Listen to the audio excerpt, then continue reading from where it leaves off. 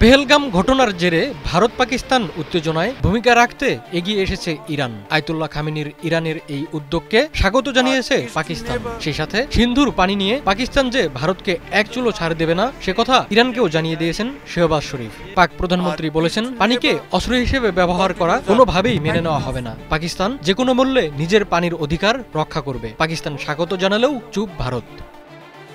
ভারত পাকিস্তান চলমান উত্তেজনা নিরসনে শনিবার উভয় দেশের প্রধানমন্ত্রীকে ফোন করেন ইরানের প্রেসিডেন্ট মাসুদ পেজেশকিয়ান। ইরানি প্রেসিডেন্টকে শেহবাজ শরীফ স্পষ্ট করে জানিয়ে দেন, পেহেলগাম হামলার সঙ্গে পাকিস্তানের সরাসরি বা পরোক্ষ কোনো সম্পর্ক নেই, বরং গত 2 দশকে পাকিস্তান নিজেই সন্ত্রাসবাদের অন্যতম বড় শিকার, যেখানে হাজার হাজার মানুষের প্রাণহানি এবং বিপুল অর্থনৈতিক ক্ষতি হয়েছে। পেহেলগাম হামলার পর ভারতের উত্তেজক পদক্ষেপ নিয়ে পাকিস্তানের অবস্থান ব্যাখ্যা করতে গিয়ে প্রধানমন্ত্রী শেহবাজ বলেন, পাকিস্তান এই অঞ্চল জুড়ে শান্তি চায় এবং যদি ইরান এই বিষয়ে কোনো ভূমিকা রাখতে চায় তবে পাকিস্তান তা স্বাগত জানাবে। পাকিস্তান সবসময় কাশ্মীরি জনগণের পাশে থাকবে জানিয়ে শেহবাজ শরীফ বলেন, তাদের ন্যায্য দাবির পক্ষে জাতিসংঘের বিভিন্ন প্রস্তাবের ভিত্তিতে সমর্থন দিয়ে যাবে পাকিস্তান।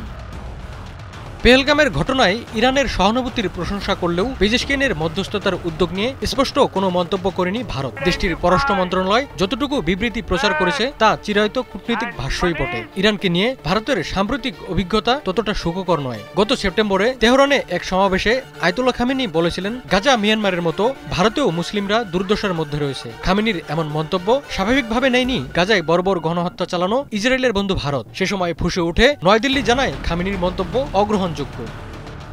পেহেলগাম ঘটনার পর কূটনীতিকভাবে অনেকটা ঠিক পথেই হাঁটছে পাকিস্তান। যে কোনো নিরপেক্ষ ও স্বচ্ছ তদন্তের জন্য দেশটি যে প্রস্তুত তা বারবার জানিয়ে আসছেন প্রধানমন্ত্রী শেহবাজ শরীফ। এমনকি হামলায় পাকিস্তানের জড়িত থাকার অভিযোগ নিয়ে যদি ভারতের হাতে কোনো প্রমাণ থাকে তবে তা দেখাতে বলেছেন পাকিস্তানের উপপ্রধানমন্ত্রী ও পররাষ্ট্রমন্ত্রী ইসাকদার। কিন্তু এখন পর্যন্ত অকাট্য কোনো প্রমাণ দেখাতে পারেনি ভারত, বরং ঘটনার পরপরই তড়িঘড়ি করে একতরফাভাবে সিন্ধু পানি চুক্তি থেকে বের হয়ে যাওয়ার ঘোষণা দিয়েছে। এছাড়া পানিকে অস্ত্র হিসেবে ব্যবহার করে পাকিস্তানের কাশ্মীরকে ডোবাচ্ছেন নরেন্দ্র মোদী।